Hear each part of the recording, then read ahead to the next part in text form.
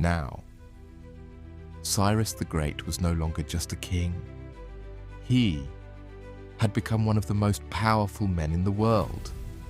His empire stretched from mountains to deserts, from rivers to seas. And everywhere he went, the same story was told: the Persian king is coming.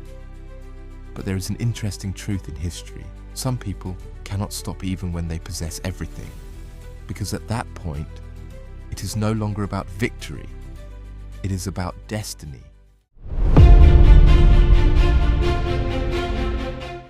Many rulers would have stopped after taking a city like Babylon. They would celebrate, build palaces, and enjoy their power. But Cyrus was different, because his mind was still looking ahead. There were still regions in the east that had not been fully controlled, especially the warrior tribes living across the steppes of Central Asia. These people did not bow to imperial rule. They lived freely, fought fiercely, and never retreated. That is why Cyrus turned his eyes eastward.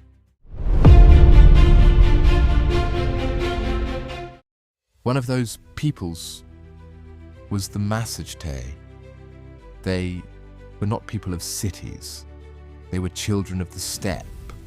They grew up on horseback, fought with bows, and learned to survive in brutal conditions. Defeating them was far more difficult than conquering walled cities, because steppe warriors did not fight by the rules, and leading the Massagetae was one of the most remarkable women in history, Tomyris. Tomyris was not an ordinary ruler. She was determined, harsh, and deeply respected by her people. At that time, many kings underestimated female rulers, but Tomyris was the kind of leader people underestimated first and feared later.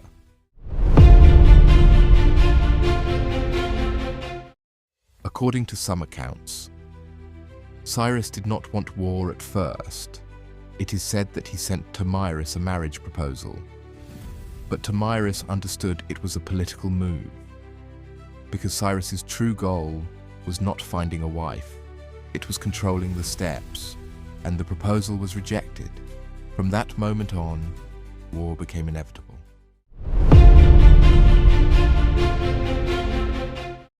Once again, Cyrus chose to use his intelligence.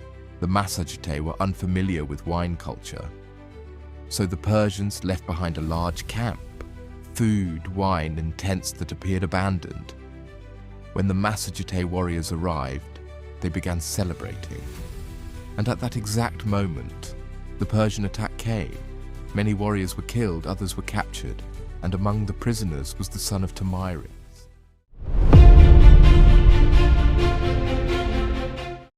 Tomyris' son died in captivity, and from that moment on, this war was no longer political. It became personal. Tomyris sent a message to Cyrus. According to some historians, she said, "If you cannot satisfy your thirst for blood, I will give you blood until you are satisfied." Those words would become one of history's most famous challenges. The final battle was brutal. The steppe warriors fought in ways the Persians were not used to. Rapid attacks, storms of arrows, sudden retreats, and eventually, the moment still debated by historians arrived. Cyrus the Great died. Some say he fell in battle. Others tell different versions of the story. But most sources agree that his end came during the Eastern campaigns. Cyrus died, but what he created did not die. The Achaemenid Empire continued to live on, and within a short time, it became one of the greatest powers in history. The systems he created, his style of rule, and his policies of tolerance continued influencing the world for years.